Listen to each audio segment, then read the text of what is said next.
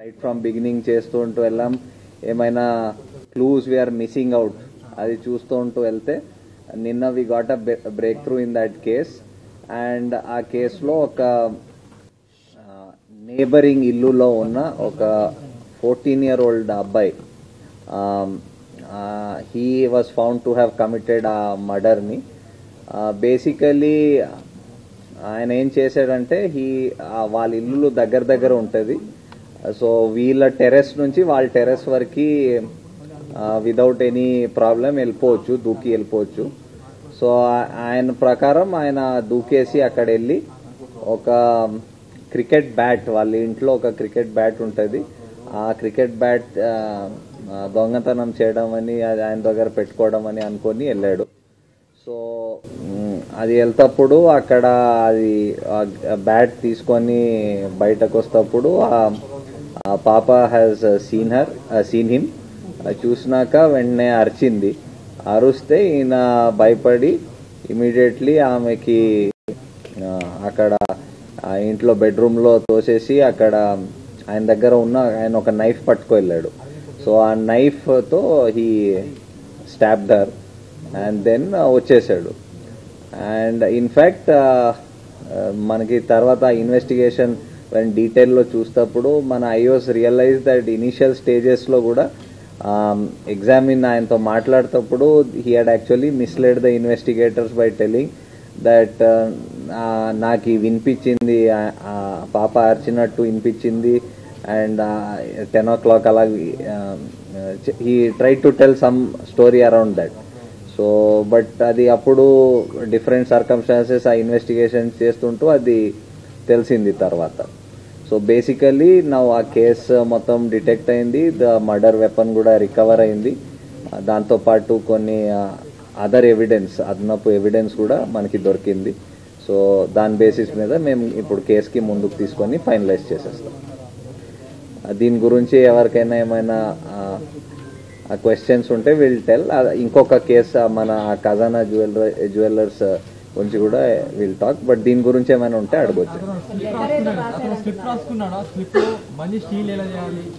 చెప్తారు. I think DCP Balanagar will tell about the slip. And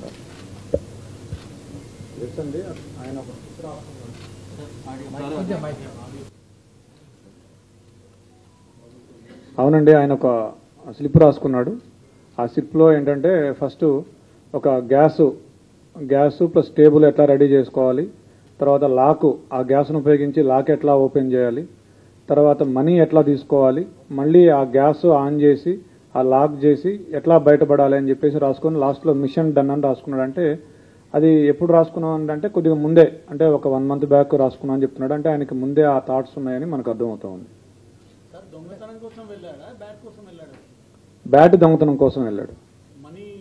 లేదు, మనం ఎన్నిసార్లు అడిగినా మనీ గురించి చెప్పడం లేదు. నాకు ఆ బ్యాట్ యాక్చువల్గా ఏంటంటే డిసీజ్డ్ వాళ్ళ తమ్ముడు 6 years ఉంటాయి, ఈయన కలిసి క్రికెట్ ఆడేవాళ్ళు. ఆ బ్యాట్ ఈయనకి బాగా నచ్చింది, స్ట్రోక్ బాగా ఉంది, నాకు బాగా నచ్చింది, నాకు ఇవ్వు నేను కూడా ఆడుతా అంటే ఇచ్చేవాడు కదా పిల్లవాడు. సో దాంతో నేను ఎట్లయినా దాన్ని సొంతం చేసుకోవాలనే ఆలోచనతోటి 2-3 daysగా ప్లాన్ చేస్తున్నామని చెప్పాడు. దానికోసం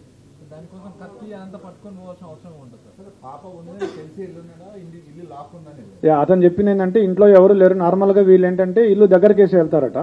సో అట్లానే ఇంటి బోల్ట్ దగ్గరికి పెట్టి ఉంటారు, ఆ దగ్గరికి వేసి ఉంటారని చెప్పేసి వెళ్ళాడు. సడన్గా పాప ఉంది, పాప ఉన్నా కానీ పాప అప్పుడు టీవీ చూస్తుంది, ఇతను వెనక నుంచి వెళ్ళాడు. అంటే అటువైపు తిరిగి చూస్తుంటే ఆ పాప వెనక నుంచి ఒకటే డోర్ ఉంది, వెనక నుంచి అంటే అదే డోరు, ఆ అమ్మాయి అటు తిరిగి ఉంది.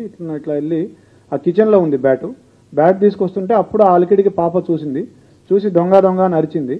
అరిస్తే అతను పరిగెత్తబోతే ఆ అమ్మాయి పరిగెత్తుకుంటూ వచ్చి చొక్కా పట్టుకుంది. అతన్ని పట్టుకుంటే ఆ కోపంలో తోసేస్తే మంచం మీద పడింది. మంచం మీద పడ్డాక కళ్ళు మూసుకొని విచక్షణ రహితంగా పొడి చేశానని చెప్పాడు.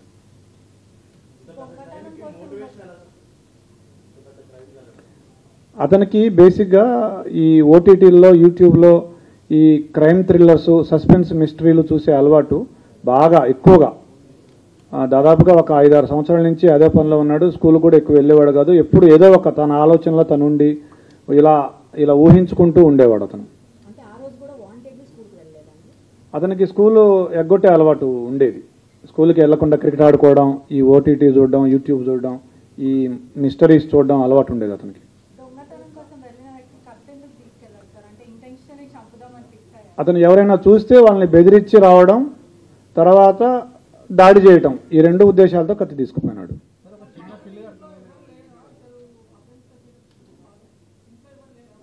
ఉన్నారు ఇంట్లో, వాళ్ళ నాన్నున్నాడు, వాళ్ళ సిస్టర్స్ ఉన్నారు, వాళ్ళ ఇంట్లో ఉన్నారు. వాళ్ళ మదర్ లేదు కానీ మిగతా వాళ్ళు ఉన్నారు. ఇన్సిడెంట్ అయిన తర్వాత 4 days నుంచి ఇంట్లోనే ఉన్నాడు, స్కూల్కి కూడా వెళ్ళాడని చెప్తున్నారు. కానీ పేరెంట్స్కి ఏమాత్రం డౌట్ రాలేదండి? ఎస్, పేరెంట్స్ వాళ్ళ మదరు నిన్న మనం వాళ్ళ మదర్తో మాట్లాడినప్పుడు అనింది, ఫస్ట్ రోజే పోలీసులు ఈ హడావిడి అంతా చేసి నేను అడిగాను మా అబ్బాయిని, ఏరా నువ్వేమైనా చేసావా అని అడిగాను, ఒప్పుకోలేదు. 2వ రోజు కూడా అడిగాను, అడిగితే ఏమ్మా నువ్వే నన్ను పట్టించేటట్టున్నావే అని అన్నాడు, నీ మీద ఒట్టు అన్నాడు అని చెప్పింది వాళ్ళ మదర్. పోలీసుల్ని ఆ రోజు మేము ఫస్ట్ రోజే అతన్ని క్వశ్చన్ చేసాం, ఎందుకంటే రెండింటికి జస్ట్ 2 అడుగుల దూరం ఉంటుంది, ఆ ఇంటికి ఈ ఇంటికి పిట్టగోడకి. మేము క్వశ్చన్ చేసాం ఆ ఇంట్లో ఉన్న వాళ్ళని, 3rd 4th ఫ్లోర్లో, వీళ్ళు 4th ఫ్లోర్లో ఉంటారు, 3rd ఫ్లోర్ నుంచి వెళ్ళొచ్చు. పోలీసులకి మాకేం చెప్పాడంటే ఆ రోజు నాకు 10:15 ఆ టయానికి డాడీ డాడీ అని గట్టిగా అరుపులు వినిపించాయి అని చెప్పాడు.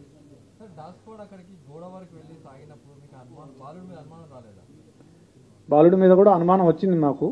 అయితే మేము ఒక లిస్ట్ ఆఫ్ సస్పెక్ట్స్ చేసుకున్నాము, దాని ప్రకారం చేసుకుంటూ వచ్చాము. నిన్న అతన్ని చేశాము. తర్వాత మాకు ఇంకొక క్లూ కూడా వచ్చింది, ఒక పిల్లాడు కూడా సమాచారం ఇచ్చాడు. ఇట్లా ఆ రోజు ఏ రోజైతే అఫెన్స్ జరిగిందో ఆ రోజు మార్నింగ్ 8:30 to 8:45 అతను ఆ గోడ దగ్గర, ఏదైతే గోడ దూకి వెళ్ళే అవకాశం ఉందో ఆ గోడ దగ్గర తచ్చాడాడు అతను చాలాసేపు, ఒక 15 minutes. ఆ సమాచారంతో మా అనుమానం ఇంకా ఎక్కువై, మా అనుమానం నిర్ధారణ అయ్యి అతన్ని మళ్ళీ విచారించాము. ఫస్ట్ ఇల్లు సెర్చ్ చేసాము. ఇల్లు సెర్చ్ చేస్తే మాకు ఈ లెటర్ దొరికింది, అతను రాసుకున్న లెటర్ ఏదైతే ఉందో అది. తర్వాత కత్తి కూడా దొరికింది, 3 కత్తులు ఉన్నాయి. ఏ కత్తి అంటే సార్ నల్ల కత్తి, నల్లపిడి ఉంటుంది, దానికి అంచు నల్లగా ఉంటుందని అతనే చెప్పాడు. ఆ కత్తి తీసుకొస్తే ఇదే అని చూపించాడు. బట్టలు ఏం చేశాడంటే అతను అఫెన్స్ చేయగానే ఆ కత్తి అక్కడే కడిగేసి గోడ దూకి మళ్ళీ ఇంట్లోకి వెళ్ళేటప్పుడు వాళ్ళ నాన్న సిస్టర్స్ ఉన్నారు, వాళ్ళు ఏమైనా చూస్తారేమో అని ఆరేసిన షర్ట్ తీసుకొని ఇట్లా అడ్డం పెట్టుకొని ఇంట్లోకి వెళ్ళి బాత్రూంలోకి వెళ్ళి స్నానం చేసి ఆ టీ-షర్టు ప్యాంటు 2 వాషింగ్ మెషిన్లో వేసాడు. But we found some slight blood on the clothes. We have called a special investigation team, forensic team. వాళ్ళు స్పెషల్ లైటింగ్, స్పెషల్ స్పెట్స్ వాడి they are able to found it. I also have seen it. Yes, అతనికి ఒక కుందేలు ఉండేది. ఆ రోజు ఆ కుందేలు కూడా చనిపోయింది. 11:30కి మేము టైం లైన్ కూడా తీసుకున్నాం అతని మీద అనుమానం వచ్చాక. అతను 11:30కి బయటికి వెళ్ళాడు ఇంట్లోంచి. 11:30కి ఆ కుందేలుని తీసుకుని డాక్టర్ దగ్గరికి వెళ్తే ఆ కుందేలు చనిపోయింది ఆ రోజు. ఆ స్టోరీ కూడా మాకు చెప్పాడు. 14 years. ఫింగర్ ప్రింట్స్ ఇంకా నిన్ననే జరిగింది, ఇంకా వీఆర్ మ్యాచింగ్ ఇట్. లేదు, మనకున్న సమాచారం మేరకు ఇంతవరకైతే ఏం లేదు. బట్ వాళ్ళ మదర్ చెప్పిన ఒక విషయం ఏంటంటే, అతను 2 months బ్యాక్ అతని దగ్గరికి ఒక ఫోన్ వచ్చింది, సెల్ ఫోన్. మేము డబ్బులు ఇవ్వలేదు, ఇతనికి ఎక్కడిది సెల్ ఫోన్ అంటే నేను కొనుక్కున్నా అని చెప్తున్నాడు. డబ్బులు ఎక్కడ ఉంటే చెప్పలేదు. అది వాళ్ళ మదర్ చెప్పిన విషయమే. సో దీన్ని బట్టి మీరు ఏమైనా అనుకోవచ్చు. తప్పించుకోవడానికి వెబ్ సిరీస్ లో ఎక్కడైనా సీన్లు చూస్తాడా మనకి? ఎట్లా ఇంత plan 5 days mislead 5 days mislead చేయడం అంటే ఫస్ట్ డే మిస్లీడ్ చేశాడు. మనం మనకి ఇప్పటివరకు టెక్ రాలేదు కాబట్టి మనం అందరిని విచారించుకుంటూ వచ్చే క్రమంలో. So basically it's a very typical case wear మీకు లిమిటెడ్ సస్పెక్ట్స్ ఉన్నారు. బికాజ్ ఆ ఇల్లుకి ఒకే కెమెరా దాని ఆపోజిట్ ఉంది, దాంట్లో ఎవరు వెళ్ళినట్టు కానీ బయటకు వచ్చినట్టు ఆ టైంలో లేదు. So we had very limited number of suspects.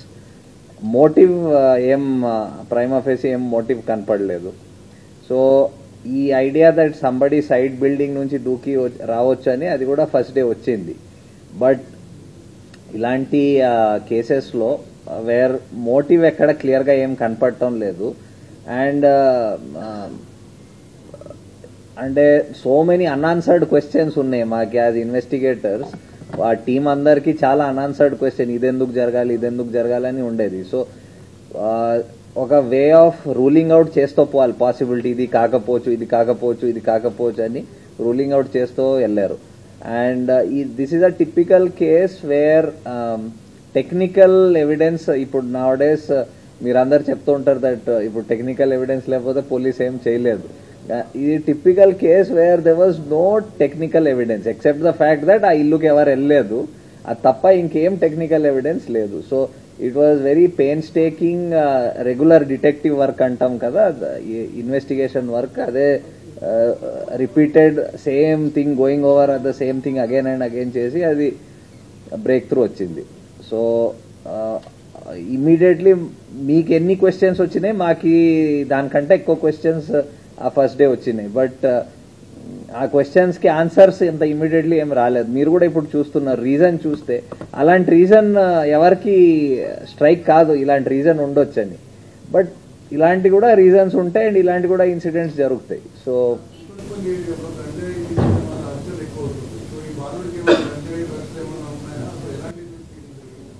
లేదండి, ఆ యాంగిల్ వెరిఫై చేసాము, అట్లాంటిది ఏమీ లేదు. అటాప్సీ రిపోర్ట్ వచ్చింది, రిగ్రెట్ ఏమైనా ఉందా? I think the short report వచ్చింది which indicated the cause of death, అది వచ్చింది, అంతవరకు వచ్చింది. అది కూడా అడిగాము, ఇది రెండోసారి అని చెప్తున్నాడు. అంతకుముందు కూడా ఒకసారి వెళ్ళాను, ఇది రెండోసారి ఇట్లా వెళ్ళానని చెప్తున్నాడు. ఈ డిసీజ్డ్ తమ్ముడు ఎవరైతే ఉన్నారో సద్విన్ ఆ పిల్లాడు, అతను కూడా అడిగాము, అతను కూడా ఏం చెప్పట్లేదు మనకు.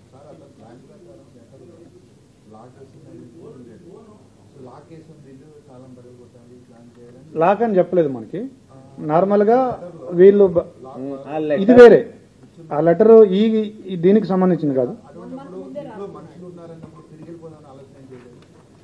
ఆ అమ్మాయి చూడదు, ఆ బ్యాగ్ తీసుకొని వెళ్ళిపోదాం అనుకున్నాడు అతను. ఆ అమ్మాయి ఇంకా చూడదు, ఆ బ్యాగ్ తీసుకొని పరిగెత్తుకొని వెళ్ళిపోవచ్చు అనుకున్నాడు.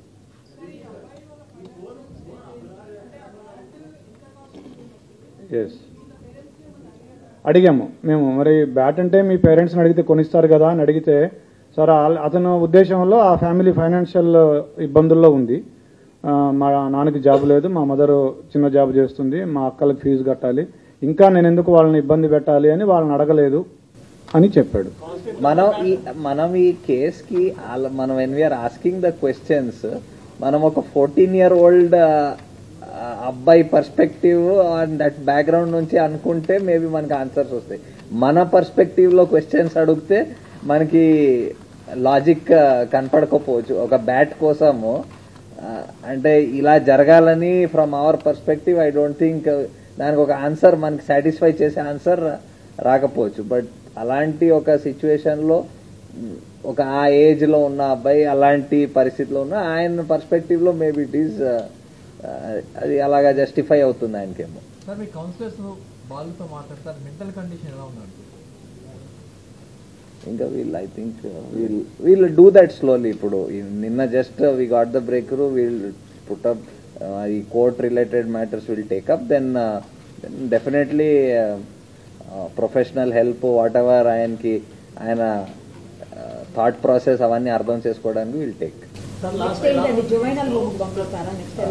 Because he's a juvenile, he will go to a juvenile.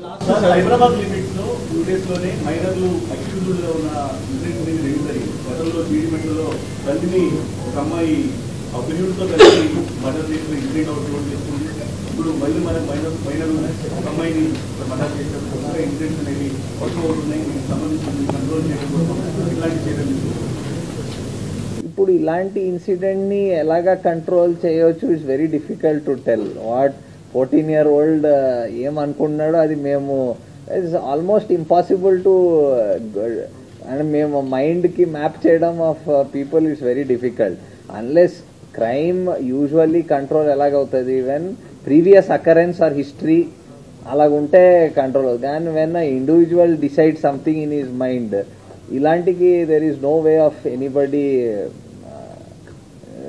అంటే ఇది మేమే ముందు ఆలోచించి దానికి ఆపడానికి అసలు మీరు చెప్పాలి ఏమైనా ఉంటే.